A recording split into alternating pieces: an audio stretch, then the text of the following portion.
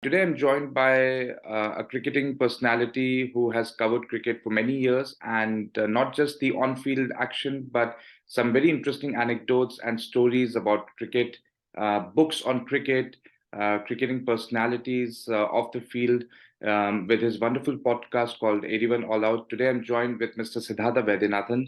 Thank you so much, Siddhartha, for being here. Thank you for having me, and I'm looking forward to chatting with you. Absolutely. I'm sure the listeners are going to enjoy listening to your experience of covering cricket. First and foremost, let me introduce you to my audience. Siddhartha Vaidyanathan is a writer and editor based in Seattle. His first novel, What's Wrong with You, Karthik, was published by Picador India. It was shortlisted for the Restless Books Prize for New Immigrant Writing in 2018. Siddhartha has also worked as a reporter and editor for ESPNCcricinfo and Wall Street Journal. He was part of the team that launched ESPN's digital magazine, The Cricket Monthly, something which I follow quite closely. Siddhartha has also contributed articles to The Guardian, Forbes, AOL, The Hindu, Indian Express, India Today, Mumbai Mirror, The Daily Telegraph, Wisden and Yahoo India, amongst many others. The list can go on about Siddhartha's introduction, but in the interest of time, we would just straight head into our questions. But before any cricketing questions, Siddhartha, would love to know how is the situation regarding coronavirus now, although we have now moved on from the pandemic times. But just to give a feeling to the Indians here, how is the situation over there, and how much has the government over there been able to cover? Yeah, I think basically I live in the US, and just today, in fact, I took a flight, and I was a little curious because it's been a while since I took a flight, and I was a little curious to see how everyone is handling it. It just looks like people have completely moved on. Very few people were masking, very few people were taking the precautions that we were taking during COVID, which was both interesting as well as little sad, because it seems that if we haven't learned from what we went through for those 2 years. But at the same time, I think people are also fed up to some extent. They want to get back to normal life. So I can understand why it is so. But I'm trying to take as much responsibility as possible. I also have two young children, so I want them to, not fall sick or to stay away from that. So yeah, one can do what one can, but it's up to each individual to come up with their own sense of what they want, how they want to handle it. Right. So thank you so much for that, Siddhartha. So my first question regarding the interview that we have for today is how did journalism in cricket and in sports in general for you start? Yeah, this was actually interesting because it one has to go back nearly 20 years now. It was completely by accident. I had finished. I'm like many good South Indian boys. I'm an engineer. I did my mechanical engineering in a college in Bangalore, and my life plans I thought would be either going further into engineering, but then that within 2 years I realized that is probably not for me because I was not really passionate about engineering, even though I managed to do well in exams and things. But it's not just that, right? You want to have a genuine passion for what you do. And I had friends who lived and breathed and talked about various aspects of engineering, unlike me. So eventually I thought maybe I will do an MBA. Maybe I thought, I'll find ways in which I can get into something more people based, because I thought of myself as a people person. But then completely randomly, it so happened in 2003, I used to read this cricket magazine called Wisden Asia Cricket, which was part of the Cricinfo group. And I ended up writing a couple of articles and I sent it to them. And the editor of that magazine got back to me, even without knowing me, meeting me, got back to me and said, what do you do? I'm interested in finding out more. I see you've been sending me articles. And then, it took it from there. Had a couple of interviews, was told to write a few match reports, and eventually landed a job in Cricinfo in 2003, a full-time job. And that was totally out of the blue for me. I didn't really imagine myself in that position. It was not a great pay compared to the jobs I was getting in the engineering realm. But I said, if I don't do it now, I never will. And so I took up the job. I went to Bombay, and it just started from there because I had no background in journalism. I had no background in writing. I had no background in anything related to cricket. I was just a fan. And to be given that chance was a huge boost for me. And I spent the next 5 years full time in Cricinfo, covering domestic cricket, international cricket, interviewing players, and writing features, writing news, writing match reports. That was a great place to learn your trade, to cut your teeth, and then become interested in also journalism. That's when I began to understand the value of journalism, the value of writing, and I fell in love with reading about cricket and writing about cricket. So it all started from there. Of course, after that, I did several other things. I moved on. I studied journalism. I worked as a business journalist. I did freelancing for a while. Then I came back to cricket. So I have done several things along the way, but eventually it all started with that slice of luck that got me a job in cricket. So, Siddhartha, since you said that you didn't have any prior experience regarding cricket, so I'm sure there must have been a lot of challenges that you faced when you entered cricket journalism, especially trying to get access to players on the field. So, please share with us a few interesting anecdotes that you have at the beginning of your career as a cricket journalist. Yeah, for sure. I mean, as any journalist, whether it's sports journalist or political or business, one of the key things that I learned early on is you have to stop being a fan. So when you're a fan, you're watching players from a distance and you are just observing them, admiring them, criticizing them, doing whatever. That is a different feeling altogether. But when you're a journalist, you're actually much closer to them. You actually follow them on a daily basis. You speak to them. You get access to them. So I remember when in my early months, I was sent to cover like a few Ranji Trophy games. And, at the end of the game, back then things were very informal and you could just go down to the pavilion area. The players would be just chatting. You could just go chat with any player. But so at that time, I started noticing how some journalists used to just chat with them as if they are friends, but some journalists were much more um, little more dispassionate, little more at a distance, asking them questions, not really treating them like good pals or anything, asking them questions, being professional, noting it down and moving on. And I realized that they're doing that for a reason, because they don't want to get too close to the player, because the next day they may have to ask tough questions, they may have to write something that is critical of the player. So I understood why they're doing it.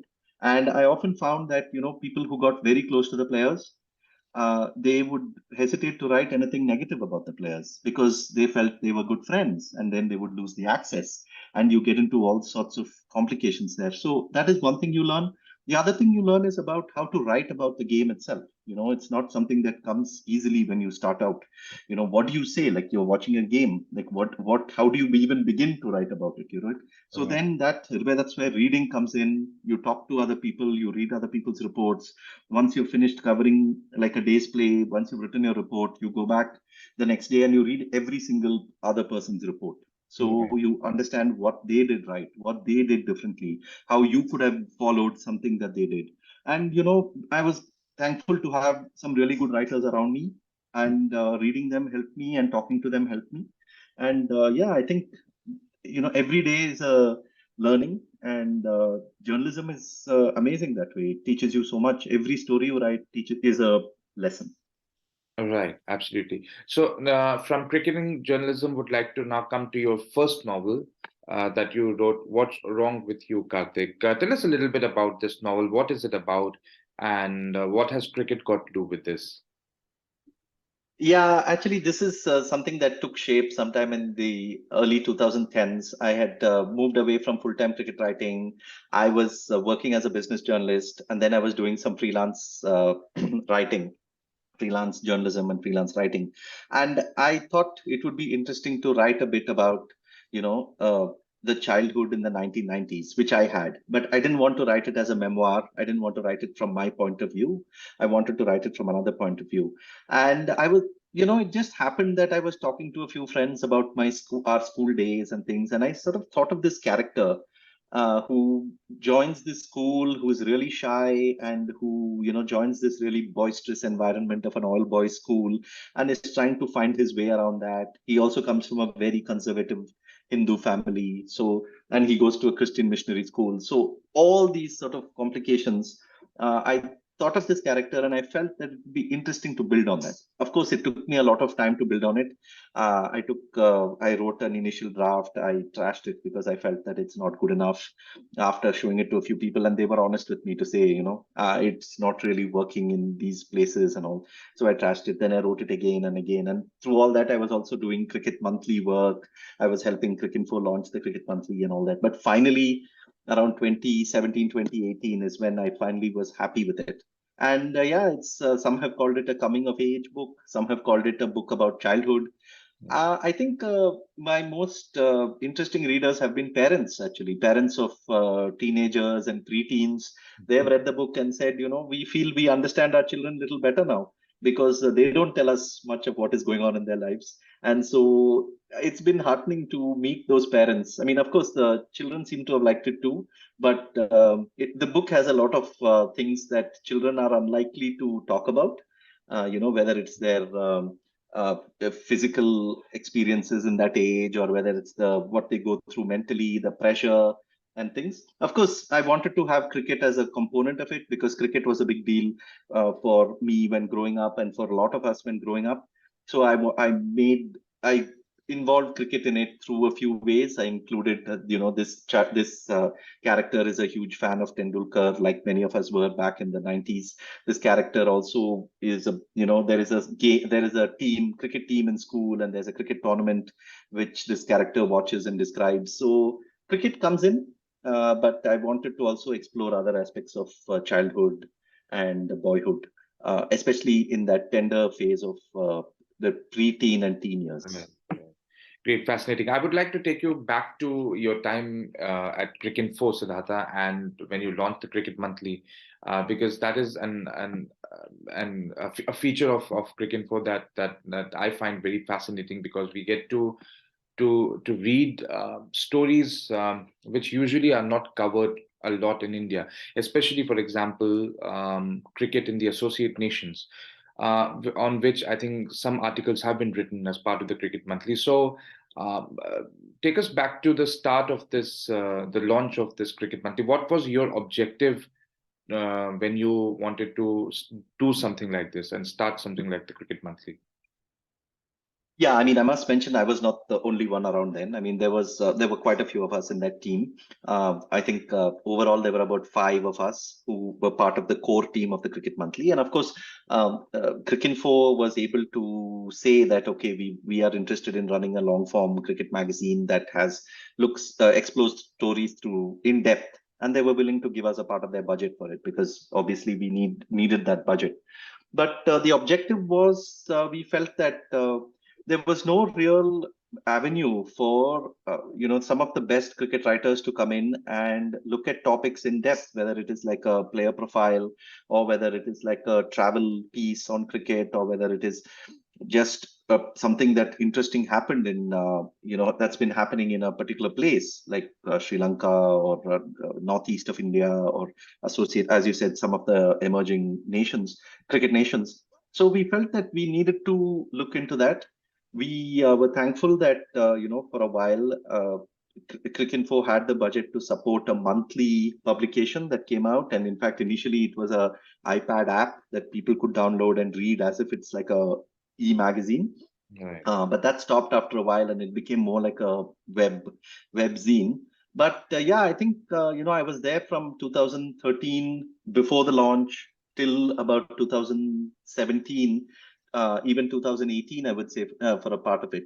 And I was proud of some of the stories that we did. I think a lot of the writers who wrote for it became better there. I mean, whether it is a Siddharth Monga, Andrew Fidel Fernando, Vidusha Nehantaraja, many of the writers who wrote for that. I think by just thinking about a really long form, in depth story, you become better as a thinker and as a writer, and you take your craft very seriously then.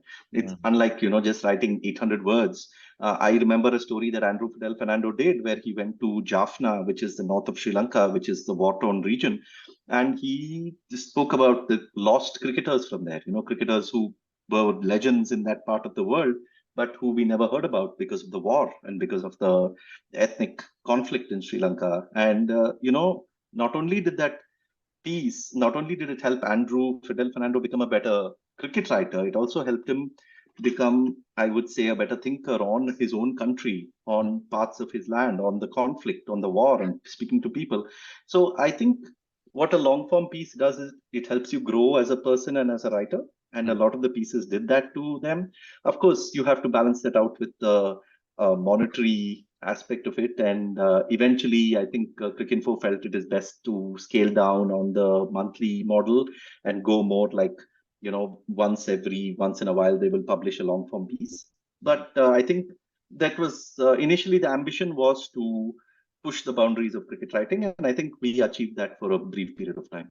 Right. So I must tell my audience that you should have a look at the Cricket Monthly.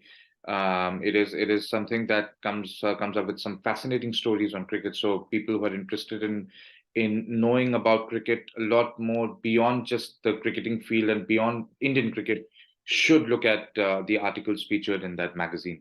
My next question, Siddhartha, I would like to ask is regarding your cricket podcast, 81 All Out. It's interesting because the cricketing podcast landscape has grown a lot in the last many years, ever since the podcast feature came along.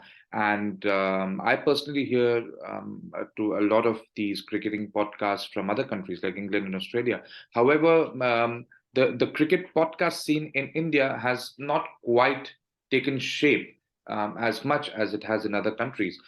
Your podcast, 81 All Out, stands out in that aspect. So please tell us a little bit about how that started and what has that got to do with the title of the show? Because Yeah, I'm sure there must actually, be 81. some nice cricketing memory. Not so nice for Indian cricket, but yeah, you can share with us.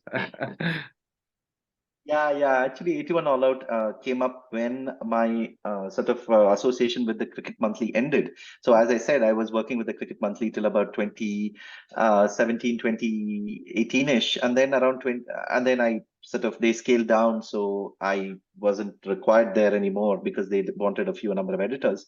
So I sort of was doing some other things. I was doing my writing. I was also doing some other, I was finishing up this novel and things. But this 81 All Out idea came to me as basically my friend of mine who is also a big cricket fan, Mahesh Sethuraman, and we used to exchange a lot of emails about cricket, and we used to have a lot of arguments about cricket and debates. And he was a big Rohit Sharma fan at that time, and I was like, "Who is this? Why are you so obsessed with this Rohit Sharma? I mean, look how silly I look now." But that's what I was saying back then.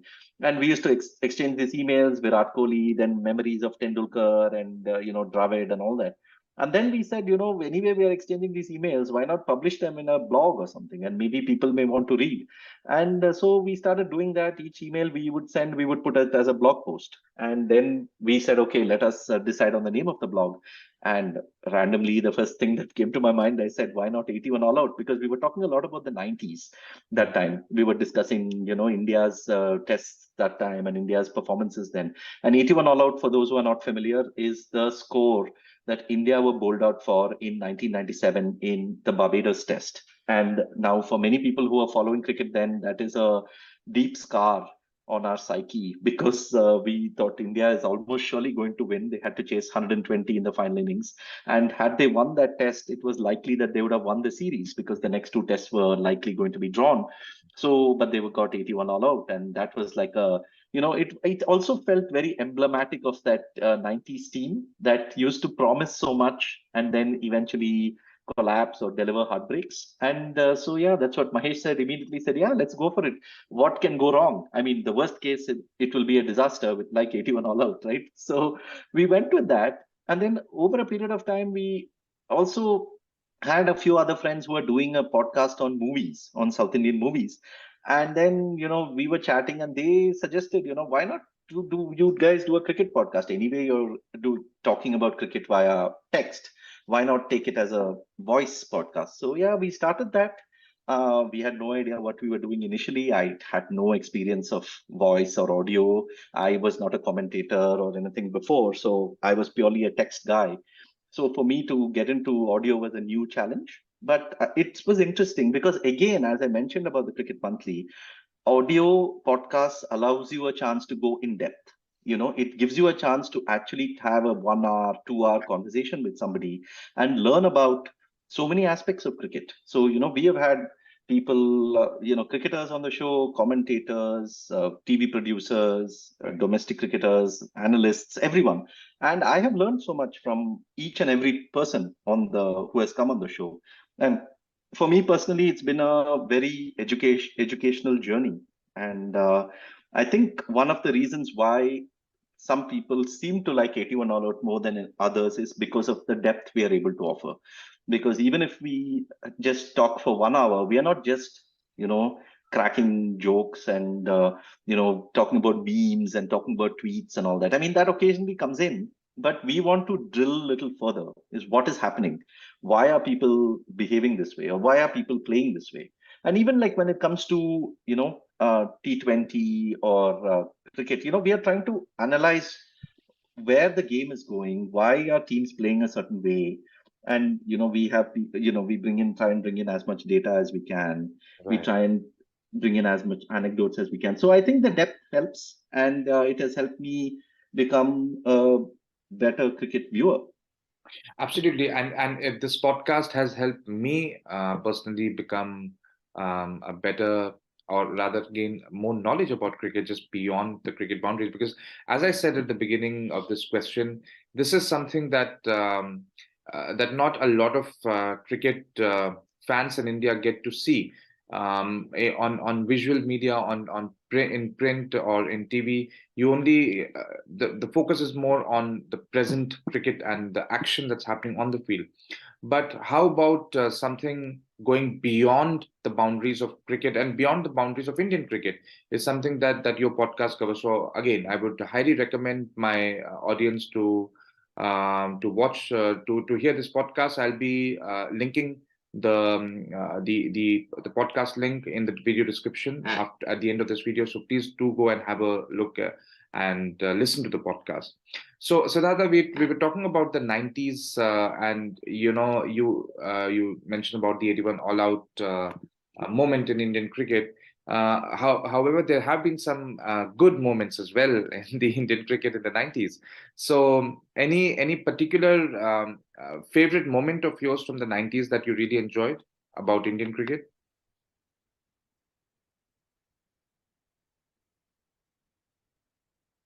Yes, Siddhartha, can you I hear me? think you just Yeah, your voice has been really breaking. So, but I think I got the gist of the question. You're talking about the favorite moments in Indian cricket from the 90s, right? Yes, your favorite moment of the 90s from Indian cricket. Yes. Yeah, it is. There were quite a few. I mean, as much as I have named my podcast 81 All Out, and as much as I spoke about the heartbreaks of the 90s, can you hear me? Absolutely, clear and cut. Yeah. Yeah, because your video has frozen. So that's why I was just wondering. Okay, no, Okay. I can hear you. Um, Please carry on. Yeah. Yeah, okay. I'll start my answer again. Yeah, absolutely. I mean, favorite moments of the 90s. I mean, as much as I've named my podcast 81 All Out and I speak about the heartbreaks of the 90s, I mean, of course, there were much more than heartbreaks. There were some very good moments as well, which is why, we all continued to follow cricket with such passion and because we experienced a few highs. I think if I have to pick one moment, I mean, this is probably slightly off field because it doesn't involve the team, it just involves one person. But I think that Tendulkar's that game in Auckland in 1994 when Tendulkar opened the batting for the very first time in one day, I think that moment is seemed so much more larger than just one decision to promote Tendulkar to open. There was so much freedom in that innings that we had seen, and it was almost like we felt we had been watching Sachin Tendulkar for 5 years till then. But it was that moment when we felt that he was breathing and he was alive. As much as we had seen him play some spectacular knocks before, but that particular day you felt that he was liberated. He was like, okay, from now we will get to see a Sachin who is so free and playing with so much freedom. And for the next, decade or almost a decade and a half, he did that. He opened the batting in one days. He was one of the greatest one-day players of all time. And I think that was largely because he opened. So I have to pick that moment. Of course, there were a lot of others when, the Indian team won several memorable games and they had all these great victories. There was that famous game in uh, Dhaka when Rishikesh Kanitkar hit that Yes. four to finish the game and all that. But yeah, I think I'll pick that Tendulkar moment. Great, fascinating. So now coming quickly back to the present now, and we see the Indian cricket has moved on, Siddhartha, from the 90s, because I also refer to myself as the 90s kid who used to watch cricket at that time with a lot of passion and still do. But now cricket has moved on. We have had 14 years or almost 15 years of IPL as well. There's a lot of money that has come into the Indian cricket. We really now have a huge clout at the international level. So, how do you see Indian cricket in these last, say, about 5 to 10 years? From the Dhoni era to Kohli, and now to Rohit Sharma, and the highs and lows that we've experienced. What do you make of Indian cricket in the last 5 to 10 years? Yeah, I think one of the biggest stories in the last 5 to 10 years has been how much depth Indian cricket has been able to unearth. You have players coming from all over the country now. You have a robust system that the BCCI has to identify talent. You have, even if the best 15 Indian players are injured, the Mm. next 15 are almost like, ready to be at the international level. We saw in Australia last year when they went to the final test at the Gabba and almost half the team was injured, but they still managed to pull off that win. It wasn't even a draw, it was a win. So I think the structure of the BCCI's age group tournaments, the state level sort of infrastructure that they have developed, the spotting of talent. I mean, I think, 20 years earlier, it was very easy for a very talented cricketer to slip through the cracks. If they were not, because they were not nurtured, they didn't have the right advice, they didn't have the right mentors, they didn't have the right coaches, whatever reason, they would come on, they would be super talented. You would think that they would be the next big thing, but within a few months or a few years, they would fade away and you would never hear of them again. Even in domestic cricket, they would just fade away. Now, I think that whole feedback loop has improved to such a great degree Mm. that even if a bowler were to get seriously injured or if a bowler were to lose his rhythm, he or she, even now she, I would say, can go back to the NCA, can go back to their state teams, and then have a clear pathway to come back into the team. So I think that is the biggest story for me in Indian cricket. The IPL, of course, gets a huge amount of news because it is the most glamorous tournament that there is, and no doubt about it, it brings in the money, and the money is extremely important to funnel into the junior levels of Indian cricket and everything else. But I think one should remember that India's rise great as a very good test team, and India's rise as a very good one-day team, and as a formidable T20 team. I know they haven't won a T20 World Cup, since 2007, but even then, all that is got to do with the fact that we have such good system in place from the junior level till the top. Now, of course, there are negatives. Of course, the BCCI, often acts as if it owns world cricket. I mean, just because you are bringing in a large share of the money in cricket doesn't mean that it give you the sort of privilege to do anything that you want. And of course, the BCCI has a lot of things to answer for in terms of their own constitution, in terms of their own how they elect their uh, sort of lead, how they elect their people in charge, uh, about how they have dealt with the Lodha committee recommendations and everything. There's a lot going on there. Right. Conflict of interest. There's a lot of stories there. But I think if you were to balance it out, I would say the biggest story in Indian cricket is the ability to have so much depth and talent that they've been able to find. Right. Any comments on India's recent T20 World Cup debacle and the piece that I recently was reading by Sambit Pal that Indian cricket needs a reboot, not just a refresh. So, a direct question to you, Siddhartha: do you think that that seniors like Rohit Sharma and Virat Kohli should now pave way to youngsters, at least in the T20 team? What is your take on it? I think so. I mean, it's not just about Rohit Sharma and Virat Kohli. I mean, of course, it's a bit of a paradox because they also they are our most valuable assets. You know, they are the ones who are bringing in. They are the biggest brands, and they are the ones who are bringing in all the good things for Indian cricket. But I think the more fundamental question is not just this player or that player. The more fundamental question is how is India going to approach their T20 format? And whether they're going to approach it as a mini one dayer, which they've been doing in this World Cup, or whether they've been going to approach it as a game that where player you have to pack your team with batters till 1 to 10 or 1 to 11 if you can, Mhm. where the bowler should be able to bat, where the batters should be expected to contribute with the ball, and where batters should be so selfless that they try and hit every ball. It's not about getting set and playing 20 balls and then going after the bowling. It is about going straight away. I mean, Surya Kumar Yadav, Rishabh Pant, Hardik Pandya, all of them have often played like that. And so I wouldn't want to say that, if India gets rid of Rohit Sharma and Virat Kohli, they will suddenly become this great T20 side. But I think there needs to be a complete change in the way they approach selection, the way they approach the T20 game itself, and how are they going to develop? They have this IPL. So I think it is a great ground for them to develop bowlers who can hit and batters and hitters who can bowl a bit because England have provided them the model. I mean, Moeen Ali, Liam Livingston, Ben Stokes, uh, Chris Jordan, Adil Rashid, all of them can bat and bowl. And England have packed their side with all-rounders, with multi-dimensional players. They bat till number 11.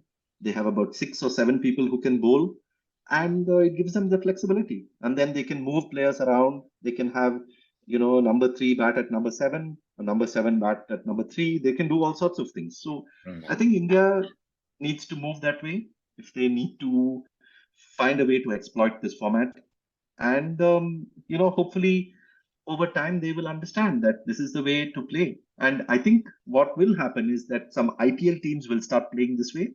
Mhm. And the moment they will start tasting success, then the Indian national team will also play that way. So I think it will begin at the franchise level, where maybe not a Gujarat Titans, but maybe like a Calcutta Knight Riders or one of those other teams, maybe Rajasthan Royals, one of those other teams will start playing this way. And they will then challenge Gujarat Titans, which actually plays the other way. The Gujarat Titans plays in the more conservative way. So if they see success, maybe they'll say, okay, this is the way to build the Indian team.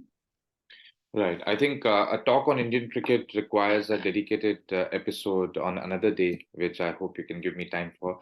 But Siddhartha, we're coming towards the end of the interview now. So I would like you to talk a little bit about associate nations. We saw a lot of upsets that happened at the T20 World Cup. Unfortunately, we see every World Cup, be it a one-day World Cup, we go as far back as 1996 when Kenya defeated the West Indies. Every World Cup has had these odd upsets here and there, but nothing more than that. And we continue to see a lot of these associate nations and the affiliate cricket nations comprise of teams who are basically consisting of expats, the Indians, Pakistanis, the Bangladeshis. The locals over there are not taking up cricket as passionately or as actively as we would like them to. So, what is the role that you see that the ICC is playing? Why has the ICC not been able to spread cricket in the deepest? I think Siddhartha, this time, are you able to hear me? Yeah, I can hear you now. I think was there some issue from your end or? No, I think you were asking me that question about associate nations and then it just got cut. Okay, so let me just repeat quickly. We are coming towards the end of the interview, Siddhartha. So I would like to know your take on what the ICC has been doing regarding spreading cricket in the non-traditional cricketing countries, because we still see a lot of these countries have the odd upset here and there in World Cups, but nothing more than that. They don't reach the knockout stages. So What and all of and most of these countries still have expats playing cricket mostly for their team. The playing 11 consists of players from India, Pakistan, Bangladesh. Where do you think ICC has lacked in all these years, and where do you think that they need to work on, and what kind of solutions can they provide? I think the ICC have done mostly been okay because you can see the results with teams like the Netherlands, Scotland, Ireland beating England, Netherlands beating South Africa. Zimbabwe were down for a while, but now they've again come back pretty strong and they beat Pakistan.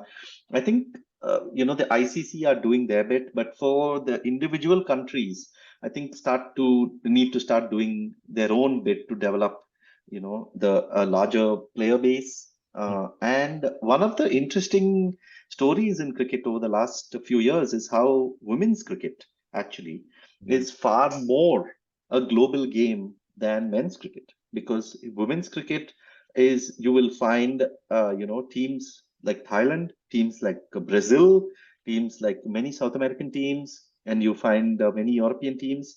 They are actually they're finding women who are interested in cricket, and in many countries it is a pathway for women to become, find this sort of a liberating outlet for them to actually play. You talk to women cricketers in Pakistan, or you talk to women cricketers in Bangladesh, they say that, if not for cricket, my life would have been so totally different. I would not have been allowed to really express myself if not for cricket. So I feel they can take a bit of a lead from women's cricket and how these teams are building there. But I think the individual countries need to start doing more. The biggest thing that you can do is start introducing cricket in schools, because that's where most of the sports people start playing sports. And if you start putting it as part of the school curriculum, if you develop cricket fields in different schools, I think you will start finding local players and not just expats to play at some level. And yeah, there needs to be a serious investment. And I think what is happening is, with more and more money coming into cricket, because of IPL and franchise leagues and everything, I think a large number of people are realizing the value Mm. of developing cricketers. And I would not be surprised if, say, 5, 10 years down the line, there are players from Uganda and Namibia and others who are making it to IPL teams, because IPL teams will also want the best talent. And if not IPL, then they can play BDL, or they can play so many other franchise leagues. And I see that as the model going forward. So players from associate countries will get a chance in franchises. And then through that, there will be other players who will develop. And maybe if you can have a grassroots system of schools or colleges playing cricket, then you can actually build a team. But until then, you will only find like these occasional upsets in a World Cup or not. Mind you, many of these countries play a lot of games through the year. They play a lot of bilateral T20s, they play a lot of tournament ODIs and T20s, but they just don't play it against the top nations. Right. Right. And the moment they start playing the top nations more often, Mhm. then they will get more exposure and more experience. Like, imagine if Netherlands were to play a 5 game series against Australia, or a 7 match series against Australia, how much would they learn? But of course, the economics dictates that they won't. Same Right. thing with India. How many times has an associate team come and played in India for an extended series? Very rarely. You won't even see it. Though, to be fair, the BCCI does go to some of these associate countries and does play, unlike some of the other biggies. So I think it's going to be a long journey, but there are things that can accelerate it if the individual boards decides to. Great, Siddhartha. So, of course, as I said earlier, that there are a lot of other cricketing aspects and points that I would like to touch upon and get to know your opinion, but probably on another day when we can get together for at a mutually convenient time and date. But thank you so much, Siddhartha, for your opinions, your views on Indian cricket, on cricket journalism. I think this has been a learning curve for me, and I'm sure that the public who is going to watch this is also going to take away a lot of good points about cricket. So Thank you for your time, Siddhartha, and I hope to have another episode with you sometime in future. Yes, hopefully. And thank you. This was great to answer your questions and to be part of the show. And yeah, if any of you are interested in more of my thoughts, you can read my articles or listen to my podcast. Absolutely. Siddhartha Vaidyanathan's podcast and his website will be linked in the video description for the public to follow. And we'll see you on another episode with the all said. Till then, bye.